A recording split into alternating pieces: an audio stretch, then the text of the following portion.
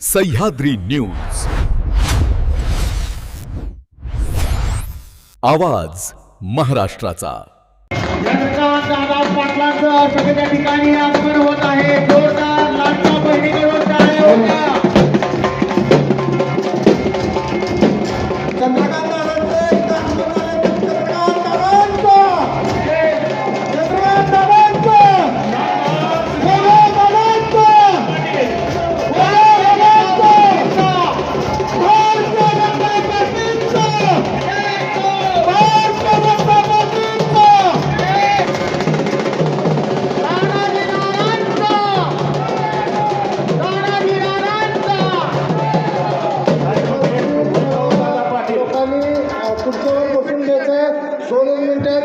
सभेची सुरुवात होत आहे। 7 तारखेला होणारी निवडणूक आहे। त्या निवडणुकीमध्ये करंजे जिल्हा परिषद गट सर्वसाधारण येथून आपल्या जिल्हा परिषदेच्या उमेदवार आहेत सौ प्रिया वहिनी सुनील खंडारे,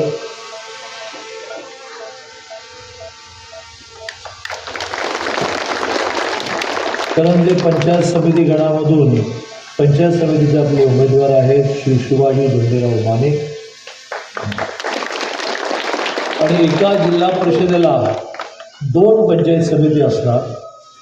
त्यातल्या जी गावं आपल्याकडे आहेत त्या गावचा पंचायत समितीचा उमेदवार आपला। तसं आत्ता ज्यांचं नाव मी घेतलं शिवाजी धोंडेराव माने ते करंजे पंचायत समितीचे उमेदवार आहेत आणि बलवडीचे आहेत तानाजी भीमराव पाटील। प्रत्येकाला 2 मतं द्यायची आहेत, एक जिल्हा परिषदेला एक पंचायत समितीला। ते सर्व लक्षात ठेवून आपण करावं। हे मत तुम्ही विचारपूर्वक कमळ चिन्हासमोरचं बटन दाबून भारतीय जनता पार्टीला द्यावं। ज्या तिघांचा परिचय करून दिला त्यांना विजयी करावं। आणि जसं गेल्या वेळेला 8 वर्षापूर्वी सांगली जिल्ह्यामध्ये जिल्हा परिषद भारतीय जनता पार्टीच्या ताब्यात होती, संग्राम भाऊ देशमुख यांनी अतिशय उत्तम पद्धतीने जिल्हा परिषदेचं काम चालवलं। अनेक पुरस्कार आपल्या जिल्ह्याला मिळाले, राष्ट्रीय स्तरावरचे पुरस्कार मिळाले।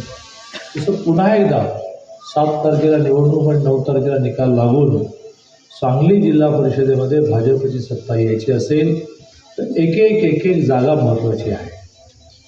मी पालकमंत्री आहे, त्यामुळे रोज रात्री पालकमंत्री हा त्या जिल्ह्याचा मुख्यमंत्री मानला जातो। त्यामुळे रोज रात्री पोलीस डिपार्टमेंटचं काम असतं की मला वेगवेगळ्या विषयाचं रिपोर्टिंग करायचं। काल रात्रीचा जो आपला रिपोर्ट आहे निवडणुकांचा तो ही जागा आपली खूप घासून चाललेली आहे।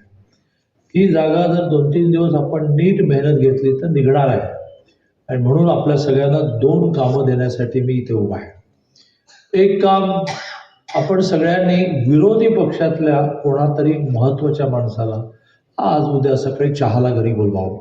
तुम्हाला विरोधी वैभव पाटील आमच्या संशय घेतील की विरोधी म्हणून चहा प्यायला कसा आला, तर मी काम सांगतो ना, त्याला प्रश्न असा विचारायचा की तुला लोकांनी मतं का द्यायची। मग तो थोडा घाबरून जाईल, म्हणाले की विकासासाठी। माझा परवा एका मित्र, तो शीघ्र कवी आहे, अशा एकेका लाईनच्या कविता बोलतो, तर तो म्हणाला की 2 मित्र एकमेकाशी संवाद करत होते, विकास म्हणजे काय रे भाऊ। तर दुसरा म्हणाला की विकास म्हणजे जो दिसत नाही। त्यामुळे गेली अनेक वर्ष यांनी न दिसणारा विकास केला। आणि मग तो दुसरा म्हणाला की म्हणजे मग महाविकास म्हणजे काय।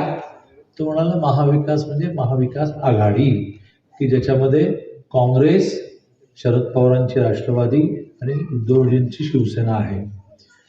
त्यामुळे विरोधकाला प्रश्न विचारला पाहिजे की 47 साली देशाला स्वातंत्र्य मिळालं, 50 साली आपण बाबासाहेबांनी लिहिलेली, बाबासाहेबांनी तयार केलेली घटना स्वीकारली, 51 साली पहिली लोकसभा निवडणूक झाली, तिथून दर 5 वर्षाची निवडणूक, लोकसभा होते आहे, विधानसभा होते आहे, जिल्हा परिषद, ग्रामपंचायत, नगरपालिका, कारखाना, बँक, विविध कार्यकारी सोसायटी, दूध डेअरी, सगळ्या निवडणूक।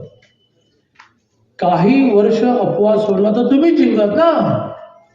95 ते 99 बीजेपीचं सरकार आलं, म्हणजे युतीचं, मनोहर जोशी मुख्यमंत्री झाले, गोपीनाथराव मुंडे उपमुख्यमंत्री झाले, सरकार गेलं, ते जवळ 15 वर्ष गेलं। 15 वर्षानंतर 2014ला देवेंद्रजी मुख्यमंत्री झाले, 14 ते 19 चाललं, उत्तम चाललं। त्याच्यावर आपण बोलणार आहोत. पण 19ला गेलं अचानक, मग 22 ते 24 एकनाथजींचं आलं, म्हणजे महायुतीचं पण एकनाथजी मुख्यमंत्री झाले. आणि मग ह्या टर्ममध्ये देवेंद्रजी मुख्यमंत्री झाले, त्याला तर 14 महिने झाले. बाकीचा सगळा काळ दिल्लीत तुमचं सरकार, राज्यात तुमचं सरकार, बँक तुमच्याकडे, डेअरी तुमच्याकडे, बाजार समिती तुमच्याकडे. मग आता जो तुमच्या घरी चहा प्यायला येणारा विरोधी पक्षाचा माणूस म्हणणार आहे की आम्हाला मतं द्या कारण आम्हाला विकास करायचा आहे, त्याला प्रश्न विचार, मग आजपर्यंत काय केलं? विकास करायला तुम्ही हातपाय मारले होते का कोणी? त्या तुलनेमध्ये मोदीजी 2014ला मोदीजी 15 वर्ष गुजरातचे मुख्यमंत्री होते. मोदीजी कधी आयुष्यात हरलेच नाही. 15 वर्ष गुजरातचे मुख्यमंत्री होते. पूर्ण गुजरातचा विकास त्यांनी केला.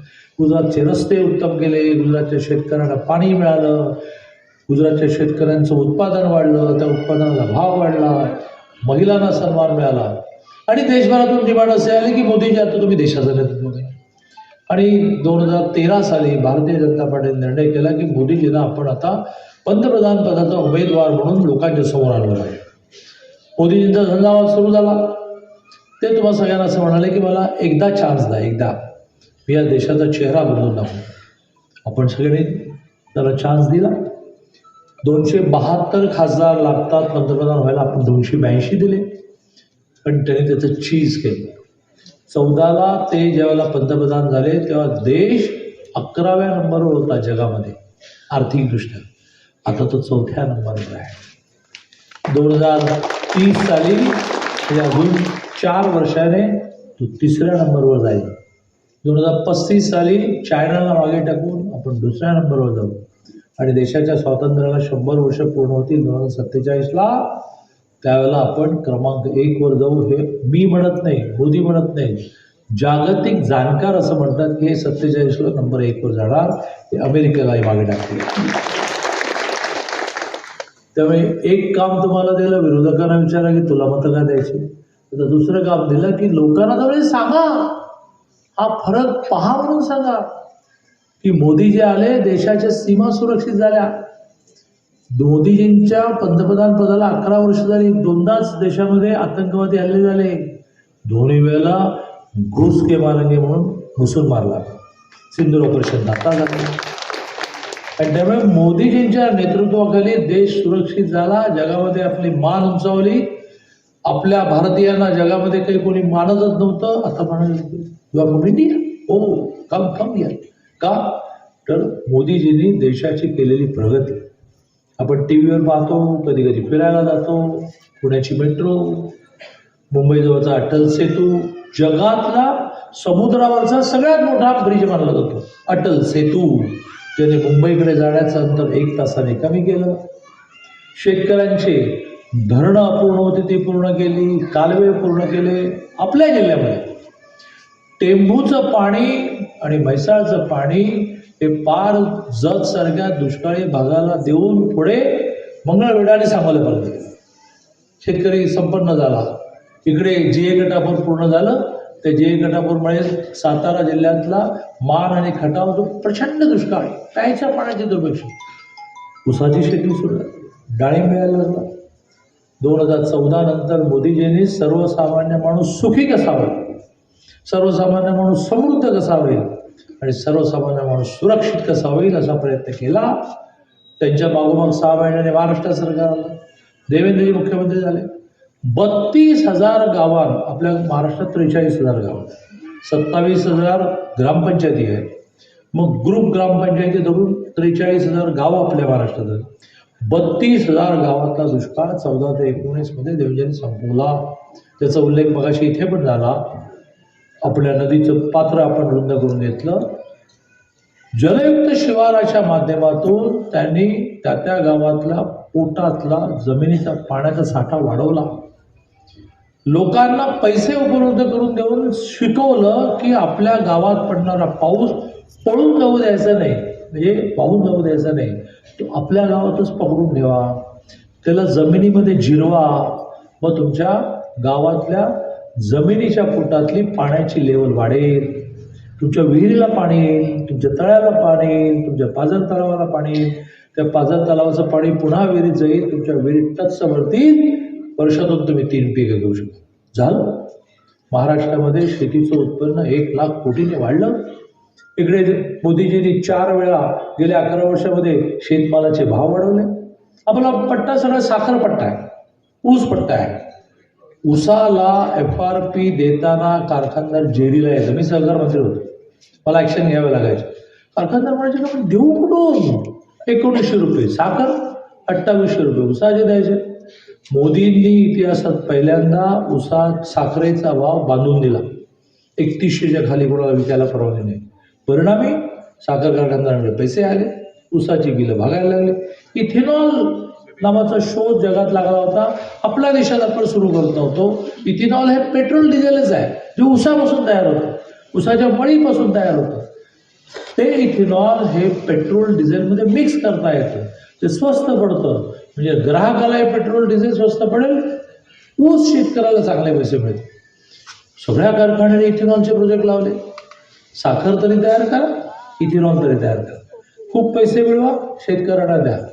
मोदीजींनी सर्वसामान्य माणसाला चांगले दिवस कसे येतील असा प्रयत्न केला. आणि अलीकडच्या 2 गोष्टी ज्या सांगून मी माझं बोलणं संपवणार आहे, की त्याने एक माणसाची काळजी घ्यायला सुरुवात केली.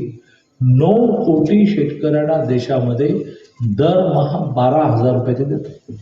ते 6,000 देतात आणि आमचे देवेंद्रजी 6,000. शेतकऱ्याला खत घेण्यासाठी, बियाणं घेण्यासाठी सुद्धा लोकांकडे हात पसरावा लागतो. मी 2200 लोकसंख्येच्या गावातला 2.5 एकर कोरडवाहू जमीनवाला शेतकरी आहे. माझे वडील वयाच्या 10व्या वर्षी या शेतीत भागणार नाही म्हणून मुंबईला पळून गेले आणि पुढे 60 वर्ष एका मिलमध्ये ते कामगार होते, मग माझी आई कामगार होती. पण जेव्हा मी गावी जायचो, सकाळी उठायचो, माझ्या काकांना मी आबा म्हणायचो. आबा कुठे गेले? तर आबा गावामध्ये 500 रुपये कोणी देतील का बघायला गेले, खताचं पोतं झाडायचं आहे. मोदीजींनी इतक्या बारकाव्याने सामान्य माणसाची दुःख एरली की याला खतालाही 500 रुपये उसने बघायला लागतात. मग त्यांनी 12,000 रुपये दर वर्षाला द्यायला सुरू, खतांसाठी, बियाणासाठी, आणि पाणी उपलब्ध दिलं. मग तो कष्ट करणार आहे, तो पिकं घ्यायला लागला, त्याच्या पिकांना भाव वाढले. महाराष्ट्रामध्ये 25 कोटी, देशामध्ये 25 कोटी लोकांना त्यांनी दारिद्र्य रेषेच्या वर आणले. दारिद्र्य रेषा म्हणजे काय? ज्यांच्या घरी टॉयलेट नाही, ज्यांच्या घरी गॅस कनेक्शन नाही, ज्यांच्या घरी नळाने पाणी नाही, ज्यांचं पक्कं घर नाही, ज्यांच्या घरी वीज नाही, त्यांना म्हणतात दारिद्र्य रेषेच्या खालचे. या सगळ्यांना 11 कोटी गॅस कनेक्शन, 7 कोटी टॉयलेट, 2 कोटी वीज कनेक्शन, 3 कोटी घरं देऊन त्यांनी 25 कोटी लोकांना दारिद्र्य रेषेवर आणलं. हा जागतिक आकडा सांगतो.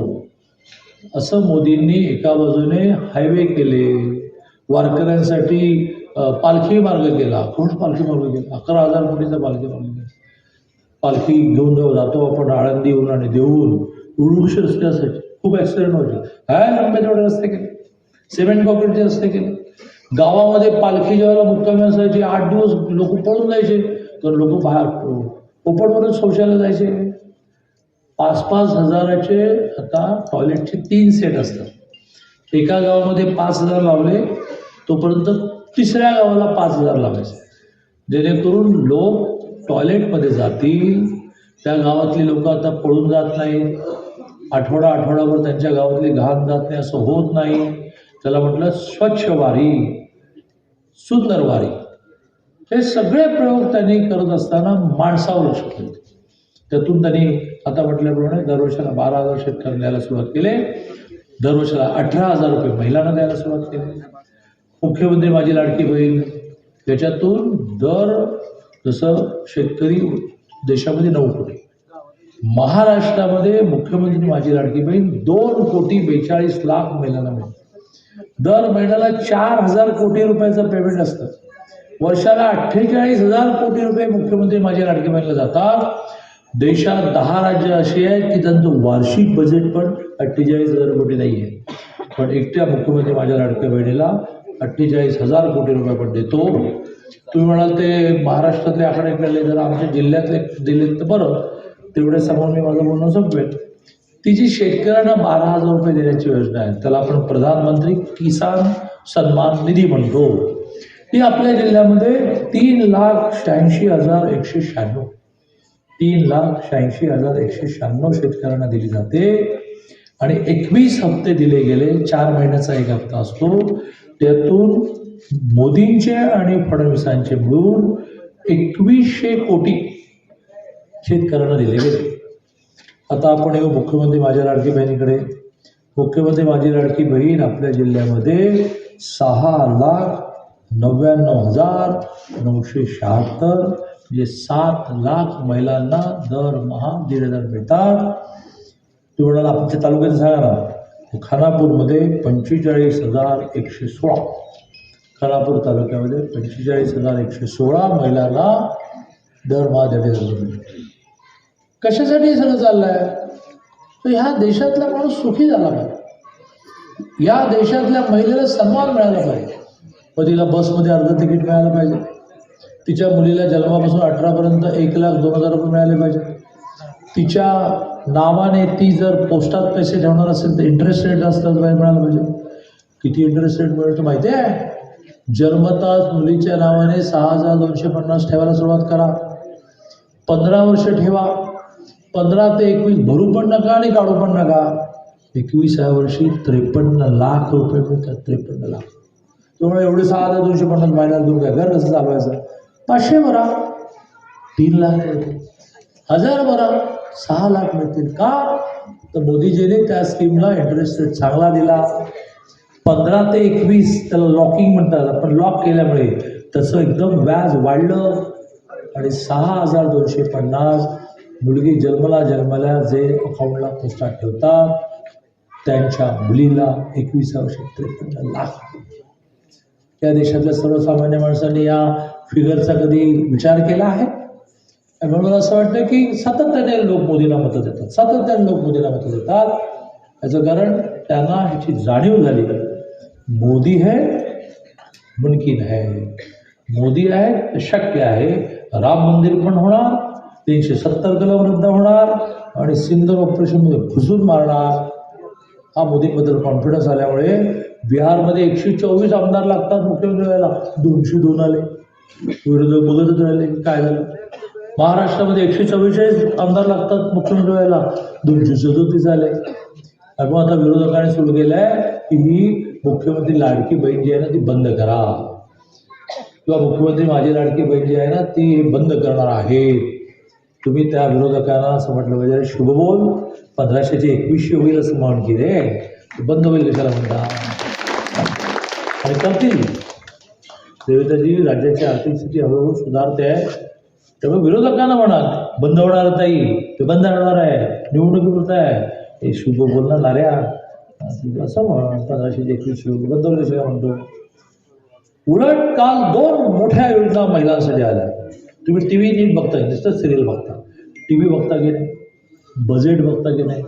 काल निर्मला सीतारामने बजेट मांडलं. तो पहिला अभिमान वाटला पाहिजे.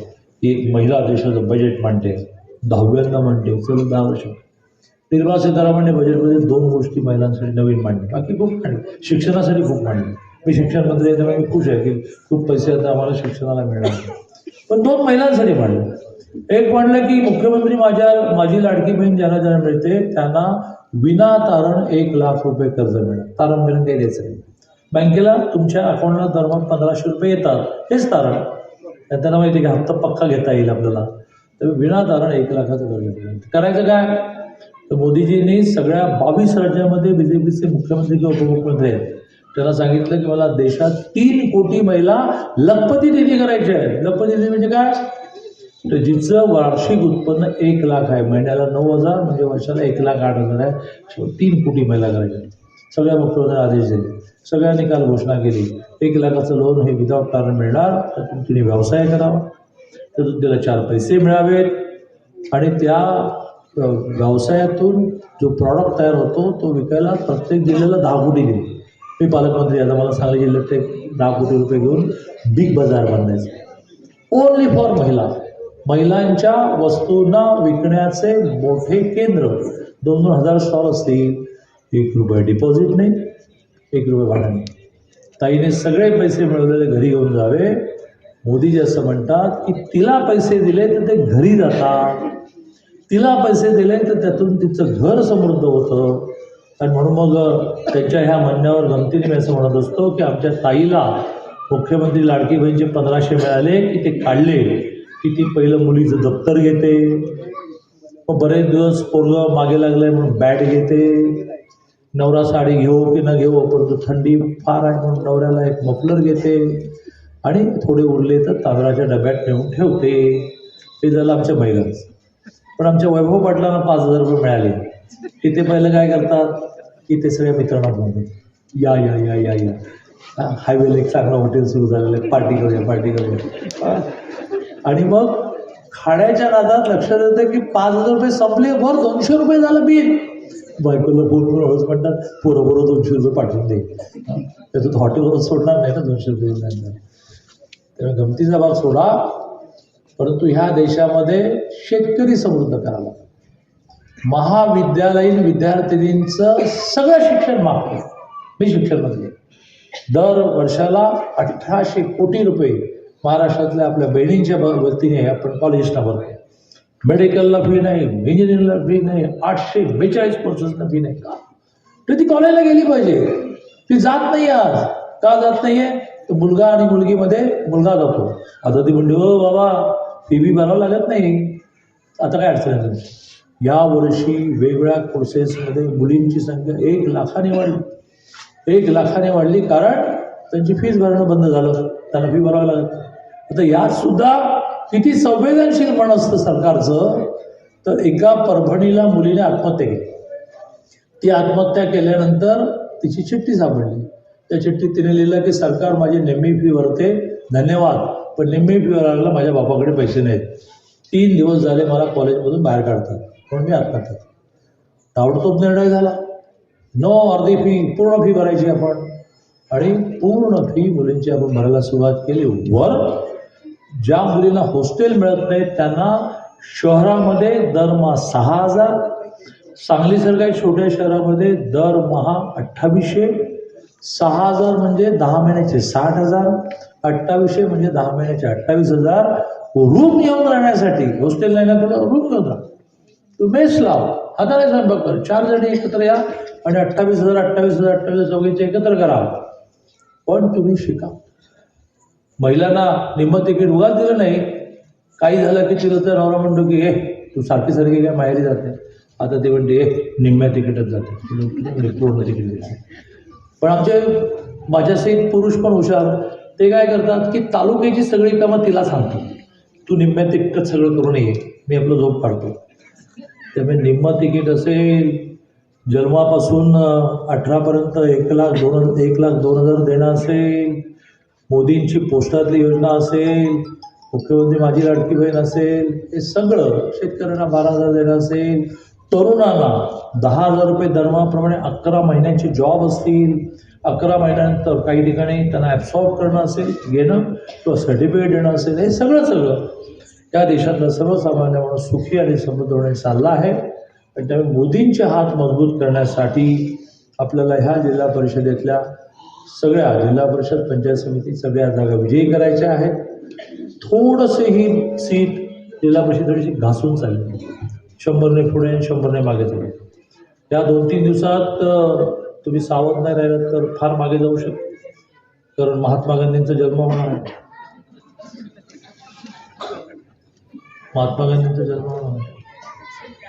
आणि मग आपल्याला जे वाटतं की आपण खूप पुढे जाऊ, तर त्याच्यामध्ये कधी मागे गेलो कळणार नाही. त्यामुळे आपल्या सगळ्यांना आवाहन करतो की आपण सगळ्यांनी मिळून या निवडणुकीमध्ये भारतीय जनता पार्टीला आपल्या संपर्कातले लोक कसं मतदान करतील त्यासाठी खूप मेहनत घेतली पाहिजे. त्यासाठी आपल्याला आवाहन करतो. आणि 1 मिनिटही या स्टेजवर आपला धावत सुटतो तर मला अजून एक सभा सोलापूरला जायचं.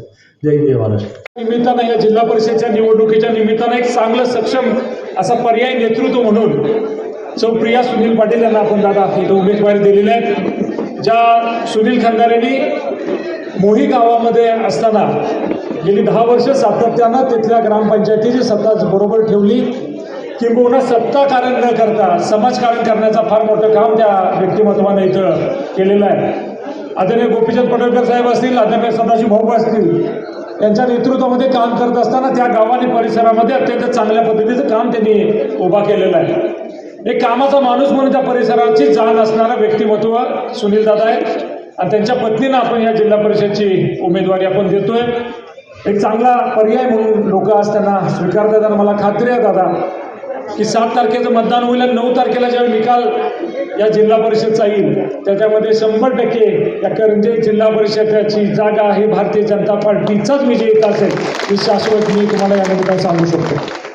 या बलवडी पंचायत समिती गणातून श्री तानाजी नाना पाटील यांना आपण इथं उमेदवारी दिली की ज्या नानांना आपण जलदूत म्हटलं तर वावगं ठरणार नाही असं एक चांगलं व्यक्तिमत्व चांगलं काम करणारं नेतृत्व दादा आपण देतो। इथं अग्रणी नदी आहे दादा की मागच्या 2014च्या पर्यंत ही नदी अस्तित्वात सुद्धा नव्हती, परंतु नानांनी इथल्या सर्व गलाय बांधव असतील, सर्व नेते मंडळी असतील, सर्व कार्यकर्ते असतील, इथल्या जनतेला एकत्रित केलं या पंचक्रोशीतल्या आणि जलयुक्त शिवारमधून प्रचंड मोठं काम इथं उभा करायचा प्रयत्न केला।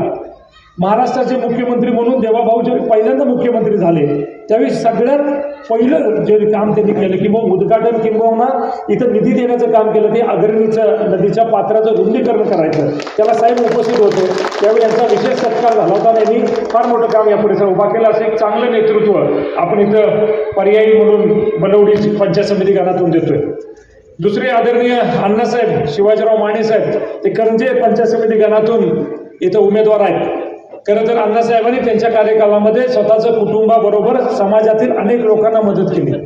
एखादा तलाठी याचं एक इम्प्रेशन असतं, पण आपण तलाठी म्हणलं की एक वेगळ्या भावनेने त्यांच्याकडे बघतो, परंतु कधीही कुणाची अडवणूक करता सर्वसामान्य गोरगरीब जनतेला ज्या ज्यावेळी मदत लागली त्यावेळी अण्णासाहेबांनी आतापर्यंत काम केलं आणि त्या करंजी आणि त्या परिसरामध्ये त्यांचं फार चांगलं नेटवर्क आहे। एक उद्यमशील कुटुंबातनं ते आलेले आहेत आणि चांगल्या पद्धतीचं काम ते या परिसरात करतात। असे चांगले सक्षम असे पर्यायी चांगले उमेदवार आपण दादा इथं देऊ शकलेलो आहे। मग अशी गाडीत नेताना आपली चर्चा झाली, दादानी काही गोष्टी आम्हाला सांगितल्या की भारतीय जनता पार्टीच्या वतीनं या भागामध्ये पहिल्यांदाच आपण सगळे उमेदवार देण्याचा प्रयत्न रमेश दादा केला। 4 जिल्हा परिषद गटामध्ये 4 आणि 8 पंचायत समितीचे 8 असे 12 कमल चिन्हावरती पहिल्यांदाच पूर्ण सक्षम आणि चांगल्या पद्धतीचे उमेदवार आपण या जिल्हा परिषद पंचायत समितीच्या निवडणुकीच्या निमित्तानं दिले। हे उमेदवार देत असताना प्रत्येक ठिकाणी विजयाची खात्री आणि विजयापर्यंत पोहोचण्याच्या निमित्तानं लागेल ते कष्ट करण्याची जबाबदारी ह्या सगळ्यांची आणि खरंच ते त्या पद्धतीनं काम करतात। आम्ही लेंगऱ्यामध्ये भेटलो, आम्ही नागेवाडीमध्ये माऊलीमध्ये भेटलो, तिकडं महिलांची उपस्थिती, तिथं आबालवृद्धांची उपस्थिती, तिथं युवकांचा प्रतिसाद, हे सगळं पाहिल्यानंतर दादा जेव्हा आपण रिपोर्ट म्हणतो की 2 जिल्हा परिषद गट आपले निवडून येतील, मला खात्री आहे 4च्या 4 ठिकाणी आपले 4ही उमेदवार निवडून येतील अशी परिस्थिती आपल्याला दिसते। खरं हे सगळं घडते ते दादा या भारतीय जनता पार्टीच्यामुळे घडते। ज्या भारतीय जनता पार्टीनं केंद्रामध्ये नरेंद्र मोदी साहेबांच्या नेतृत्वाखाली काम करत असताना आज जगामध्ये भारताचा दबदबा मोठा केला। आज भारताकडे कुठलाही शत्रू देश वाकड्या नजरेनं बघू शकत नाही, किंवा कुठलाच देश आपल्या देशाकडे वाकड्या नजरेनं बघू शकत नाही, एवढं सक्षम आज भारताला बनवण्यामध्ये नरेंद्र मोदी साहेबांनी काम केलं। तीच परिस्थिती महाराष्ट्रामध्ये देवाभाऊंच्या नेतृत्वाखाली काम करत असताना देशातील इतर राज्यांच्या तुलनेनं देशामध्ये प्रथम क्रमांकाचं राज्य म्हणून महाराष्ट्राला बघत असताना भारतीय जनता पार्टीच्या वतीनं देवाभाऊंनी जे काम केलंय त्यामुळे आज देशामध्ये आपल्या राज्याचा दबदबा आहे। आणि तीच परिस्थिती ज्या वेळी आदरणीय दादांच्याकडे सांगली जिल्ह्याचं पालकमंत्रीपद आलं त्यावेळी भारतीय जनता पार्टीला सुवर्णकाळ म्हणलं तर वावगं ठरणार नाही। दादाच्या नेतृत्वाखाली 14 ते 19 दादा पालकमंत्री होते। महानगरपालिका असेल, जिल्हा परिषदा असतील, पंचायत समित्या असतील, नगरपालिका असतील, तिथं भारतीय जनता पार्टीचं तिथं वर्चस्व होतं आणि आज पुन्हा एकदा तशीच परिस्थिती आहे। दादा पालकमंत्री आहेत, आता महानगरपालिका असतील, विट्याची सोडून बाकी इतर नगरपालिका असतील किंवा जिल्हा पंचायत समितीमध्ये सुद्धा 100% भारतीय जनता पार्टीचं कमळ फुलेल याच्यात कुठली शंका आम्हाला वाटत नाही। एखाद्याचं पायगुण असतो, एखादा नेतृत्व कौशल्य असतं, एखाद्याची नजर असते, एखादी काम करण्याची धमक असते, सर्वसामान्य लोकांना आपलंसं वाटणारं कधीही सत्तेचा गर्व न असणारे आदरणीय दादा आहेत। दादांच्यावर फिरत असताना काम करत असताना एक अभिमान वाटतो की आपण आपल्या एका सहकार्याबरोबर काम करतोय अशी भावना त्याच्यामध्ये असते. असं नेतृत्व आपल्याला लागतं. त्यामुळे गल्लीपासून दिल्लीपर्यंत, तसं दिल्लीपासून गल्लीपर्यंत जर भारतीय जनता पार्टीला आपण साथ दिली, प्रत्येक ठिकाणी भारतीय जनता पार्टीला आपण जर मोठं करायचा प्रयत्न केला तर विकासाची गंगा 100% ह्या भागात येईल. याच्यात कुठलीही शंका या निमित्तानं वाटत नाही. आपल्या समोरचे उमेदवार आहेत, फक्त धनशक्तीच्या जोरावरती सगळं काम होणार आणि आपले सगळे ते जनशक्तीच्या जोरावरती निवडून येणार. ही दादा मी 100% सांगतो. पुढचे जे उमेदवार आहेत फक्त पैसा एवढंच आणि शेवटच्या 2-3 दिवसात काही जो आता राहिलेला खेळ होईल ह्याच्या पलीकडे त्यांना अजिबात प्रतिसाद नाही. ते स्वतः म्हणतात. त्यांना वाटतं चुकलो, भारतीय जनता पार्टीची उमेदवारी घेतली असती तर बरं झालं असतं, कारण ते संपर्कात होते. आता जे जिल्हा परिषदचे आहेत ते पिंटू भाऊच्या आमच्या संपर्कात होते. तिकडं नाही मिळालं तर इकडं. आम्ही तसं नाही म्हणतो. जो एकनिष्ठ आहे, जो सातत्यानं भारतीय जनता पार्टीचं काम करतोय, भले तो सर्वसामान्य असेल, तो त्याच्या ताकदीवरती त्याला आम्ही सगळी ताकद देऊन 100% एका सामान्य कार्यकर्त्यालाच आम्ही उमेदवारी देणार हे आम्ही ठरवलं होतं. त्यांचे शेवटच्या दिवशी बरेच फोन येत होते की जमतंय का बघा, मागं घेताय का बघा, नुसतं EB फॉर्म तरी द्या. आम्ही त्यांना सांगितलं नाही, आम्ही एका सामान्य आणि एकनिष्ठ कार्यकर्त्याला उमेदवारी देतोय. म्हणून सुनील दादाच्या मंडळीला आम्ही उमेदवारी दिली आणि आज आम्हाला फार चांगला प्रतिसाद त्यामध्ये. तीच परिस्थिती पंचायत समिती करणार. खरं तर इथं जे पंचायत नानांच्या समोर जे उमेदवार आहेत दुसरे नाना, त्यांना सुहासचे नाना आपणच केलं. पिंटू भाऊ, सचिन भैया इथं उपस्थित आहेत. आपणच त्यांना नाना ही उपाधी दिली. सुरुवातीला त्यांना पंचायत समिती तिकीट दिलं, काय थोडक्या फरकानं ते पडले, पण जिल्हा परिषदेला रात्रीचा दिवस करून त्यांना जिल्हा परिषद सदस्य केलं. हे त्यांनी विसर नाही पाहिजे. खरं तर नैतिकतेने त्याने आपल्या बरोबर यायला पाहिजे होतं. ठीक आहे, हरकत नाही, तुम्ही जिथं आहात तिथं लकला पाहिजे. फक्त काय झालं, इन्स्पेक्टरचे हवालदार झाले एवढंच एक. आपण त्यांना इन्स्पेक्टर गेलो होतं, ते आता हवालदार झाले, जिल्हा परिषदवरनं पंचायत समिती झाली. खरं तर ही डिमोशन व्हायला नाही पाहिजे होतं त्यांचं. हरकत नाही, त्यांना तिथं बरं वाटत असेल. पण मी या निमित्तानं सांगतो, हे सगळं जरी बाजूला ठेवून आपल्याला विकासाची गंगा जी भारतीय जनता पार्टीच्या वतीनं आपल्याला या तालुक्यात मतदारसंघात आणायचे, त्याच्यासाठी आपल्याला आपल्या इथं दादा अशा आमच्या मतदारसंघात परिस्थिती आहे. एक गोष्ट सांगतो, 2 मिनिटात माझं बसून तर त्यांना दादांना आपल्याला ऐकायचं. एक खेडेगाव असतं, असे डोंगराळ भाग असतो. त्या डोंगराळ भागामध्ये असं इलेक्शनचं वातावरण असतं ना, तिथं ते जे नेते मंडळी असतात ते त्या मतदारसंघाचे प्रमुख असतात, ते त्या भागामध्ये जातात. दुर्गम भाग असतो, जातात. तिथं अशीच बैठक होती. त्या बैठकीत अशी चर्चा करते, तुमच्या काय काम आहेत मला सांगा, जे काय तुमचं काम असेल तुम्ही 100% करायचं मी ठरवतोय, करतो, असं ते शब्द त्यांना देतात. मग तिथले लोक म्हणतात, आता ज्या तुम्ही रस्त्यानं आला तो रस्ताच थोडा व्यवस्थित करून घ्या, दळणवळणाची फार अडचण आहे, असं ते त्यांना विनंती करतात. ते लगेच त्यांचा फोन उचलतात आणि कुठेतरी फोन लावतात आणि फोनवरती सांगतात, हां हे झालं पाहिजे, हे एस्टिमेट करा, असं करा, तसं करा, हे करा, ते करा, सगळं सांगतात. आणि त्यांना सांगतात की 1-2 महिन्यात हे काम मार्गी लागेल. तिथले लोक सगळे आश्चर्यचकित होऊन त्यांच्याकडे बघत असतात. ते म्हणतात, दुसरं काम तुम्ही आमचं ऐकलंच नाही. इथं मोबाईलचा टावर नाही, टावरला रेंजच मोबाईलला नसते, तुम्ही कुणाला फोन लावला. ही परिस्थिती आपल्या मतदारसंघाची. दादा इथं फक्त शब्द दिले जातात, काम आमच्या मतदारसंघात काय होत नाही. एका बाजूला गोपीचंद पडळकर साहेबांनी जतमध्ये प्रचंड विकास निधी तुमच्या माध्यमातून आणला, देवाभाऊच्या माध्यमातून अनेक विकास कामाला न्याय दिला. पण 1.25 वर्षात आमच्या ह्या विधानसभा मतदारसंघात अनेक कामं नुसती बोलली जातात. विधानसभेच्या निवडणुकीच्या वेळी त्यात कुठल्याही कामाला न्याय मिळाला नाही. विनंती करतो दादा तुम्हाला, आम्ही या भारतीय जनता पार्टीचं सरकार आहे, इथं मुख्यमंत्री भारतीय जनता पार्टीचे आहेत, की तुम्ही आता आमचा विकासाचा बॅकलॉग तुम्ही भरून दिला पाहिजे. आम्ही इथून जिल्हा परिषद पंचायत समितीला तुम्हाला विजय मिळवून देतो. हे तुम्हाला या निमित्ताने मी दादा सांगतो, विकासाचा बॅकलॉग आहे. आज सुद्धा विरोधक त्यांच्या पॉम्पलेटवर सांगतात विकासासाठी ह्यांना निवडून द्या. मी इतक्या वर्ष केलं काय?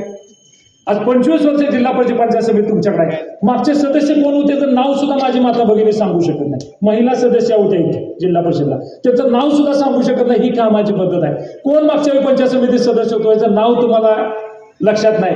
एकाधिकारशाही, फक्त मी म्हणेल ते, मला वाटेल तसं आणि मी सांगेल तसं. सागरभाऊ तुम्ही इथं उपस्थित आहे.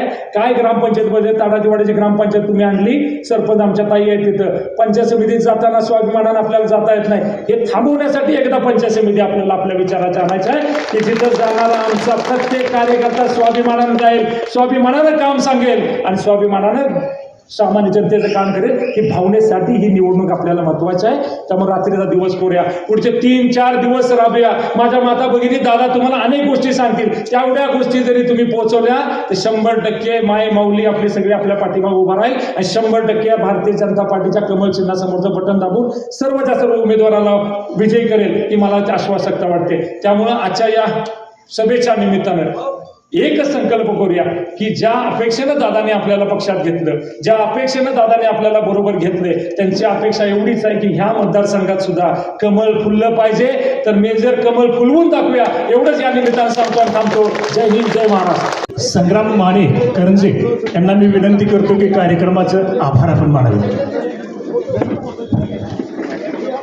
च्या निमित्तानं सन्माननीय जिल्ह्याचे पालकमंत्री चंद्रकांत दादा पाटील यांनी करंजे जिल्हा परिषद गटातील सर्व उमेदवारांना विजयी करण्यासाठी विजयी सभा थोडक्यात म्हटलं तरी काही वावगं ठरणार नाही आणि विजयी सभेच्या या मेळाव्याला उपस्थित राहून मोलाचं मार्गदर्शन केलं त्याबद्दल मी चंद्रकांत दादा पाटील पालकमंत्री यांचं या संयोजकाच्या वतीनं जाहीर आभार व्यक्त करतो.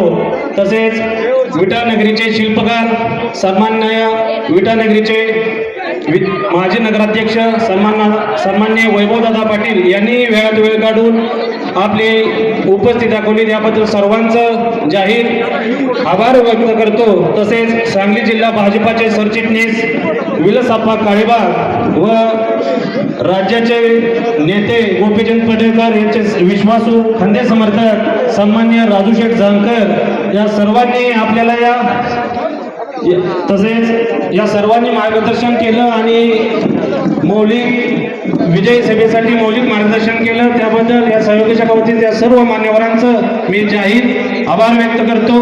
धन्यवाद.